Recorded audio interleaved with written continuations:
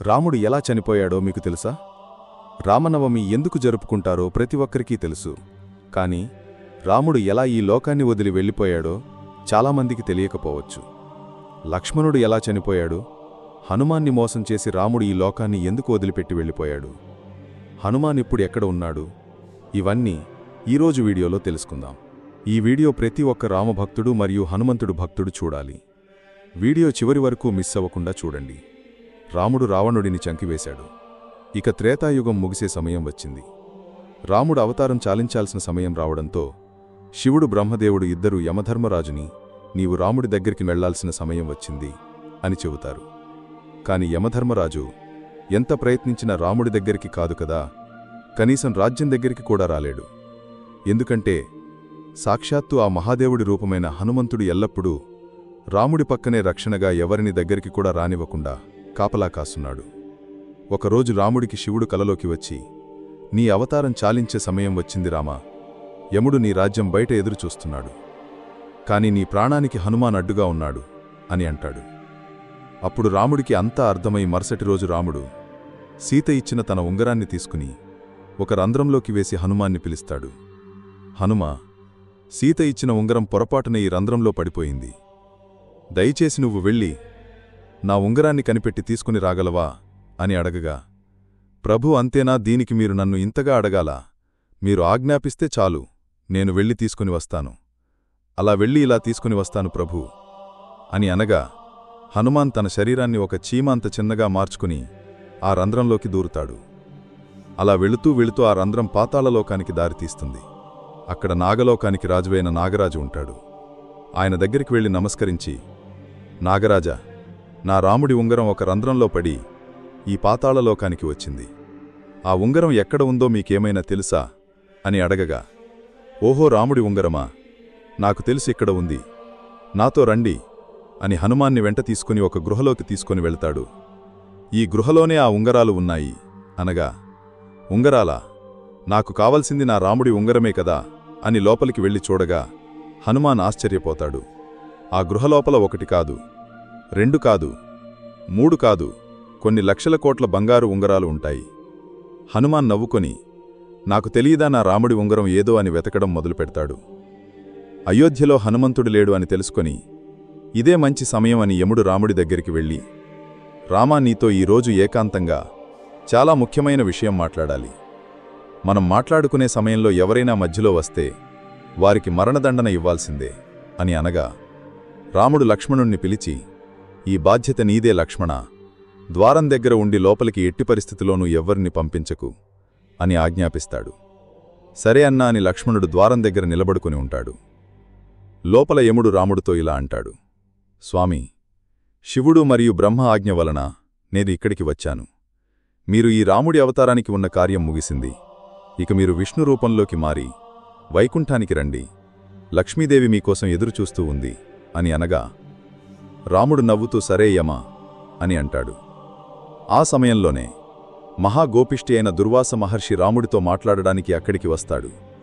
కాని లక్ష్మణుడు, స్వామి, ఇక్కడ రాములవారు ఏకాంతంగా ఉండాలి అనుకుంటున్నారు, మిమ్మల్ని ఇప్పుడు లోపలికి పంపలేను అని అనగా, దుర్వాస కోపంతో, నేను ఇంత దూరం నుండి రాముడితో మాట్లాడడానికి వస్తే నన్ను లోపలికి పంపకుండా అడ్డుకుంటావా? ఇప్పుడు కాని నన్ను నీవు లోపలికి పంపకపోతే అయోధ్య మొత్తాన్ని కాల్చి బూడిద చేసేస్తాను అని అంటాడు. లక్ష్మణుడికి ఏం చేయాలో అర్థమవ్వక, ఇప్పుడు లోపలికి నేను వెళితే నాకు మాత్రమే మృత్యుదండన కలుగుతుంది, లేదంటే దుర్వాస మహర్షి మొత్తం అయోధ్యని కాల్చేస్తాడు అని ఆలోచనలు పడి, అయోధ్య ప్రజలను కాపాడడం కోసం తన ప్రాణం కూడా లెక్క చేయకుండా లోపలికి వచ్చి దుర్వాస మహర్షి వచ్చాడు అని చెబుతాడు. లక్ష్మణుడు లోపలికి రావడం చూసిన రాముడు బాధతో కృంగిపోతాడు. అయ్యో లక్ష్మణ, ఎంత పనిచేశావు, నువ్వు ఎంత పనిచేశావు, నీకు తెలియదా లోపలికి వస్తే ఏమి జరుగుతుందో అని. ఇప్పుడు నిన్ను నేను చంపాలి అని బాధపడతాడు. రాముడికి ఏం చేయాలో తెలియక తన గురువైన వశిష్ఠముని అడుగుతాడు, రామా, నువ్వు లక్ష్మణుణ్ణి చంపనక్కరలేదు. ఎప్పుడూ నీ పక్కనే ఉండే లక్ష్మణుడు నీకు దూరంగా ఉంటే అది అతనికి మరణంతోనే సమానం. కాబట్టి లక్ష్మణుణ్ణి రాజ్యబహిష్కరణ చెయ్యి చాలు అని చెబుతాడు. ఇది లక్ష్మణుడు విని నీకు దూరంగా ఉండడం కంటే చనిపోవడమే మేలు కదా అన్నా అని సరియు నదిలో జలసమాధి అయిపోతాడు. ఇది చూసి అతని భార్య ఊర్మిళాదేవి కూడా జలసమాధి అయిపోతుంది. ఈ 2 మరణాలను చూసి రాముడు బాధతో కృంగిపోతూ నేను కూడా జలసమాధి అయిపోవాలి అని సరియూ నది తీరం దగ్గర నిలబడుకొని ఉంటాడు. ఇదే సమయంలో పాతాళలోకంలో హనుమంతుడు ఏ ఉంగరం చూసినా నా రాముడి ఉంగరంలాగానే ఉంది అని వెతికి అలసిపోయి, ఓ నాగరాజా, ఏ ఉంగరం చూసినా రాముడి ఉంగరంలాగే ఉంది, అసలు ఇన్ని ఉంగరాలు ఇక్కడికి ఎలా వచ్చాయి అని అడుగుతాడు. అప్పుడు నాగరాజు ఇలా వివరిస్తాడు.